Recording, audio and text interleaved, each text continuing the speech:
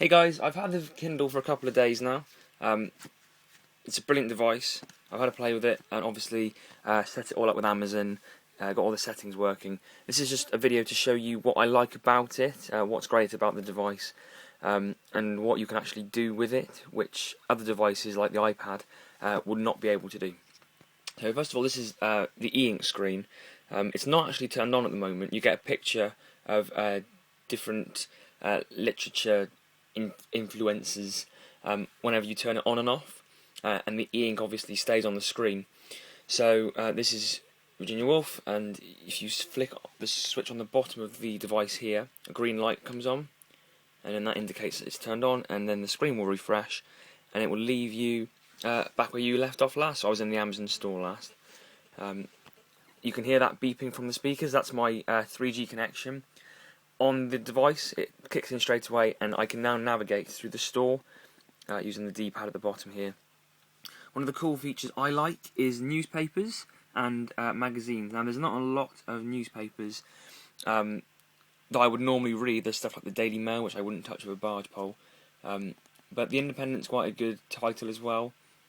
We can scroll into Europe, and we can scroll down to the Independent newspaper. Obviously, you can also buy this on Amazon on your computer. But it gives you a description of the Independent newspaper, how much it costs per month, 14 quid, or £1 per issue. And also gives you some reviews at the bottom. And you can subscribe, and it automatically downloads the newspaper to your device every morning, and then all you have to do is read it. And obviously, because it's a 3G model, it will just do it whenever you're out and about. If you go back to the very home screen, though, ignore the Amazon store for now.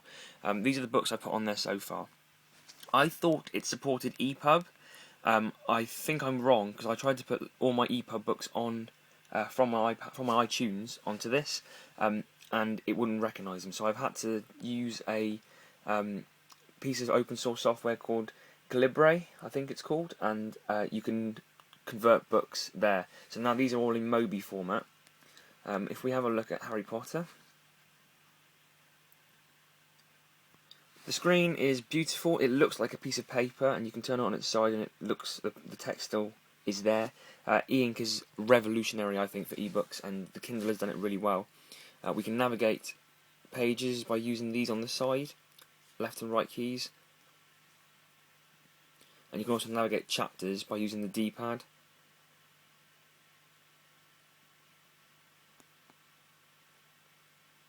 He said when it's loaded.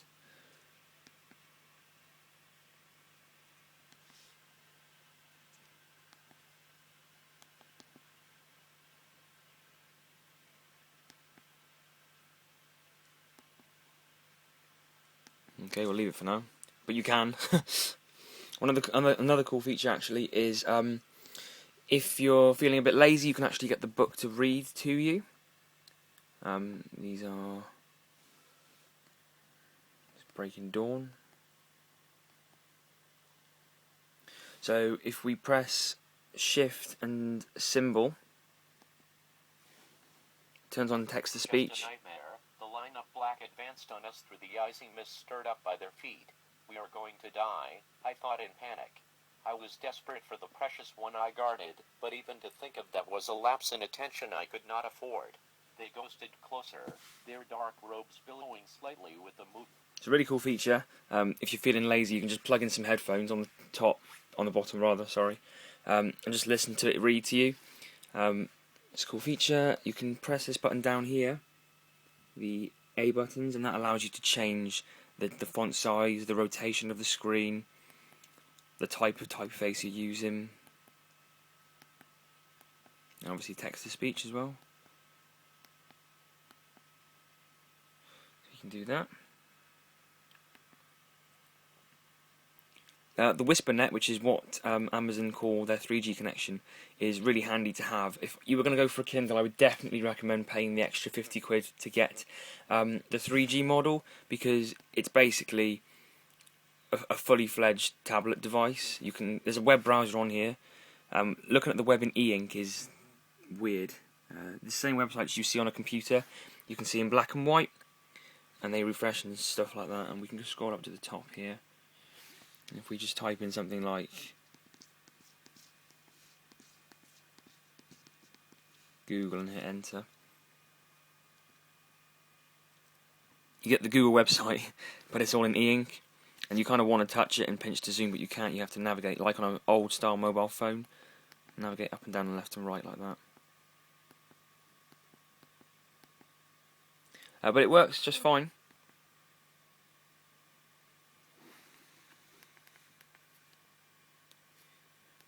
When you sync your Kindle to Amazon, you can also get documents and books sent to you via email. So all you have to do is link up email addresses that you want to allow to send you stuff.